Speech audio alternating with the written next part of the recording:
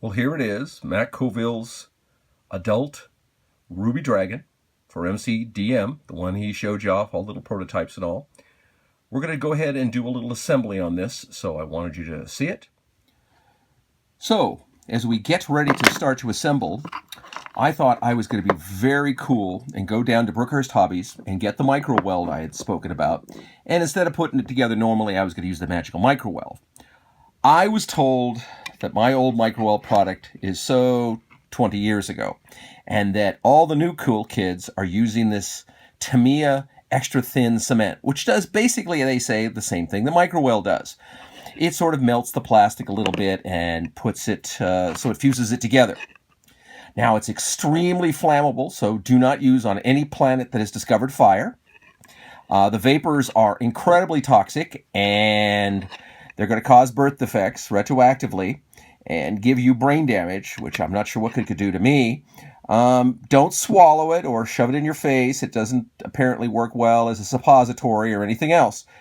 So I thought I would test it out because I didn't want to lose whatever little rep I had by finding out it didn't work. So I tried it out here to glue the head onto the dragon, and it doesn't work. So don't use this. So I'm going to end up doing it the old school way, which is just basically use the old kind of Insta-glue, the crazy glue type stuff. And I'm sure that will work. However, do get yourself this. I was going to use Squadron Green Putty. But this stuff I had forgotten about. And what this is a water-soluble putty. Now, it doesn't do well on filling large gaps like the old Squadron pellet putty does. But if you've seen the look at this miniature I did, there are very few gaps. And the gaps that do exist are incredibly tiny. This is going to work great. The great thing about it is it's water soluble, so you just put some water on your finger and rub off the excess, and it'll fill the gaps for you and make it so it'll be nice and clear. It dries quickly, and then you can sand it, so it's not going to be an issue. It's made the people who make Vallejo paint, so it's pretty good quality, and actually it's not horrendously expensive. So we're going to go ahead and use that. Now, I went through the dragon again for a second look, looking for flaws, because I figured there had to be some. The mold work on this, I think, is pretty incredible. You can see something up here in the horns where I'm going to need to do a little cleaning, like right in there. And here, there's a little piece that's sticking out that I'm going to do some cleaning. And on the edges, this is likely where the mold is forcing in. I can't really find any real discernible mold lines, which makes this a pretty darn high quality figure. So I'm pretty pleased with it. So what we're going to go ahead and do now, I'm not going to do any of the cleanup until I get it assembled, and then I'll do a little putty work, and then I'll go back and make sure everything fits perfectly, and I'm clappy enough with it. So we'll just start with the head, which I completely failed on with the other glue. So using my crazy glue type material, you just take a little bit, you put it on the gap, you fill it in, and because I love the way this head drops in, and basically makes a cowl, so you can't really see any gaps, I think this is gonna set up really pretty good. So as I tighten it in and push it in, it should set up fairly quickly. I don't use the super fast setting up glue. I use the gap fill, and that's just because sometimes if I'm dealing with really old figures, I find, metal or whatever, I sometimes need it. Now you can see under the jawline here and stuff, there are some definite gaps, but when they were designing it, I'm sure they were thinking of that in mind. If there's going to be any real gaps, we want to put them in a place where people can't really see them. Again, on the top, there really seems to be virtually none. What is there is very small and likely could be even covered up with paint. I'm not sure I'd even spend any time working on that. But I might, because I'm anally retentive, and sometimes I put more effort into them than they need. Anyway, the head's all set up now, so we can just go ahead and just assemble it as we go. I'm going to go ahead and put the arms on it. So again, the nice way they did this, you just put the glue all the way around the piece. And the nice thing about the Gap-A-Zap type glue, or any of the gap filling type glues, is they dry a little slower, but they'll fill in places where there'll be gaps, and that makes it kind of nice. Again, these are nice and snug, so you just push it in, and it sets up pretty nice. Now here again, there was enough gappage here that I felt that I would like to do a little putty work on it. And just because, again, even though paint might take care of this, it's a bit extreme for me on the paint. I think I'd like to fill that in. so I will do so. But you can see it still fits really nice. And actually, as I had showed you before, it'll actually hold together without any glue. I was really hoping to use the micro weld. It would have really been really super cool. But they said it went green and now is a completely worthless product, and no one in the plastic model business makes and uses it.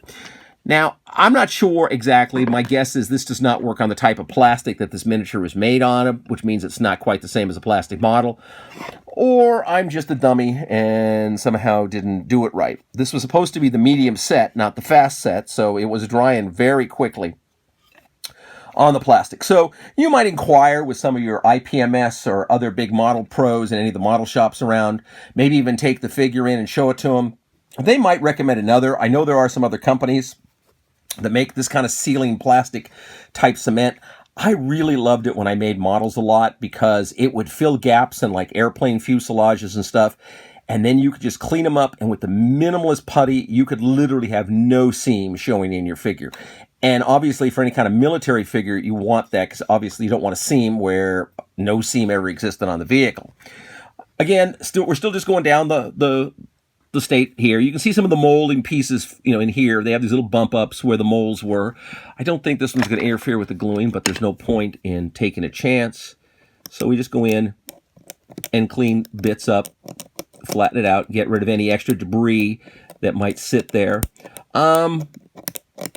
It was a little disappointing. I really wanted to show you how that other material worked, but best laid plans of mice and men. So again, I go all the way around. I'm fairly liberal with glue. I mean, I can always feel I can go back and fix it on the outside. Maybe I should have been a little less on this figure because I don't really think it needed too much coaxing. Again, the back piece fits in, and it's pretty snug. It's pretty thoughtfully made. I mean, I'm not sure who the sculptors were. I'm sure we'll find out in the future. Maybe I can get back to you on that. Not that it would really make a whole lot of difference to you, because I doubt many of your people are going to be producing miniatures. But these guys have got to be some pretty well-known and well-experienced people. So I would not be surprised if they're making figures for Reaper or any of the other big name pieces.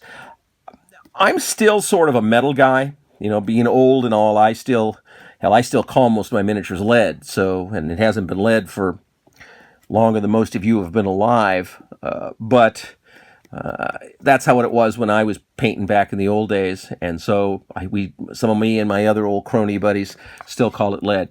The advantage of these kind of glues is they set up really quickly, as you can see. This figure's effectively already putting it together.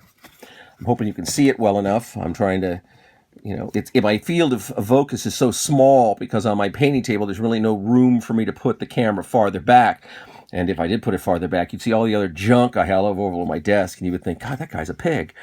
But, so it's always better for me at this point to sort of keep the focal length as small as possible. The tail piece, again, looks easy. You can see it fits down here, and it looks like it's going to set in real good with very little seam. So what I'm going to do is I'm going to finish gluing it. We'll show it to you. And then what I'll do is let it sit for a little while and set up, and we'll come then back and do the putty work on it. And I'll try to show you a little of that as well, so you can get some idea of what I do on this. I recommend this, even though I speed paint. I still think it's nice to really get your piece put together. See, this thing really fits together nice. The glue comes through a little bit and gives you a little bit of a material that'll fill in, so you can do a little sanding. But if you can see, this is the back end of the tail there. And you can almost not have a visual line, and that's pretty nice. When we sand it a little bit, when we get a little putty work in there, for the most part, I think that line's going to virtually disappear. Once you prime it, paint it, you do a little shading to make it even disappear a little bit more, or you accent it so it looks like another fold in the skin. Either way, it's eventually not going to look like any kind of mold line. And that's kind of what you want to do. You want to make sure the miniature gets prepped up. Now, even like I said, even though I speed paint, I always do pretty complete prep. I hate mold lines, a lot of things. Sometimes you'll see on people's figures where they won't really look at it and they won't get all the flash off. and things like that. I'm going to push this dragon back a little bit. Hopefully you can see it. I guess that's not. I'm going to pull my camera up a little bit, and hopefully you can see it a little better. Whoop. There she is, or he is, to be gender neutral. I don't really know. I haven't really inspected dragons well enough to get a gender specific on them, but this is a good-looking dragon. It's interesting. At first, you know, when I saw it, and I saw the representation and the photo on the box, I wasn't really overly impressed. I thought, you know, it's an okay-looking dragon. I like them when they're a little fiercer looking, but this is kind of a nice pose. This reminds me of a very Jurassic Park creature that's just kind of moving around. He's not too scared of his environment and all. I thought about even essentially working maybe with some light grade plastic and maybe even putting wings on it, even though I know they're not supposed to have. The wings have long since atrophied away from these dragons because they don't need to fly anymore.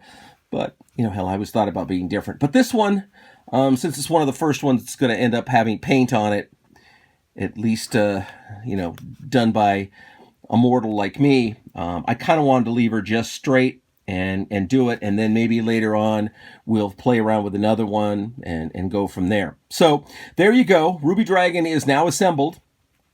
We're going to go ahead and wait a little while, then we'll come back and do the putty work. I'll try to give you a little show on that, and you can see what it goes. And then we'll mount her up, and hopefully soon we'll be putting a little paint on it and getting it to look like a real little dragon.